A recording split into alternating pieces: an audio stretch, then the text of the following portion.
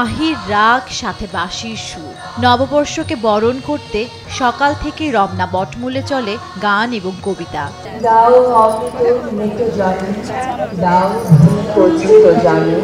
আমার মুক্তি আলোয় আলোয় বার্তা দিয়ে রাজধানীর রমনা বটমূলে বরণ করে নেওয়া হয় নববর্ষ 1432। সকাল 6:30 থেকে শুরু হয় মূল পরিবেশনা। এতে অংশ নেন প্রায় 150 শিল্পী। মোট 24টি পরিবেশনার মধ্যে 9টি সম্মিলিত গান, 12টি একক গান ও 3টি কবিতা পরিবেশন করা হয়। এবারে নববর্ষের মূল কথন পাঠ করেন ছায়ানটের নির্বাহী সভাপতি সারওয়ার আলী। এ সময় ফিলিস্তিনের গাজাবাসীদের উদ্দেশ্যে 1 মিনিট নীরবতা পালন করা হয়। এখন আপনাদের সকলকে 1 মিনিট নীরবতা পালনের অনুরোধ করছি। ছায়ানটের এই আয়োজনে অংশ নেন সব বয়সী নারী পুরুষ। অনেকেই আছেন যারা প্রতি বছর অপেক্ষা করেন এই দিনটির জন্য। আমার তো মনে হয় যে এটা ঈদ, মানে ঈদের চেয়েও বেশি খুশি লাগে। এমন যে প্রত্যেক বছর রমনা বটমূলের অনুষ্ঠান আমি টিভিতে দেখি, এবার সরাসরি দেখতে আসলাম। অসম্ভব ভালো লাগছে, মনে হয় একটা মুক্ত স্বাধীন একটা সুন্দর একটা সময়ের মধ্যে আছি আমরা।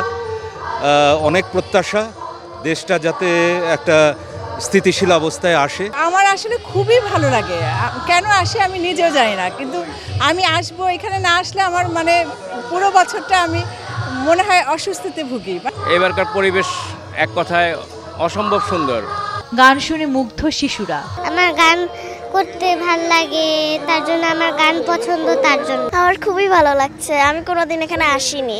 ছায়ানটের এই প্রোগ্রামটা অনেক সুন্দর হয় প্রত্যেকবারের মতো। নিরাপত্তার সাথে সুষ্ঠুভাবে এবারের অনুষ্ঠান সম্পন্ন করতে পেরে খুশি আয়োজকরা। আমাদের চাপ ছিল না এবং প্রশাসন ভীষণভাবে আমাদেরকে সহায়তা করেছে। প্রতিদিন সকাল বিকাল তারা খোঁজ রেখেছে এবং সম্পূর্ণ নিরাপত্তার একটা নিশ্চিত করেছেন। এবং আপনারা দেখেছেন নির্বিঘ্নে আমাদের জনসমাগম হয়েছে এবং সবাই আনন্দের সঙ্গে এসেছে এবং এইটাই শক্তি। প্রজন্ম থেকে প্রজন্মে এই সংস্কৃতি অটুট থাকুক এমনটাই চান আগত জনসাধারণ।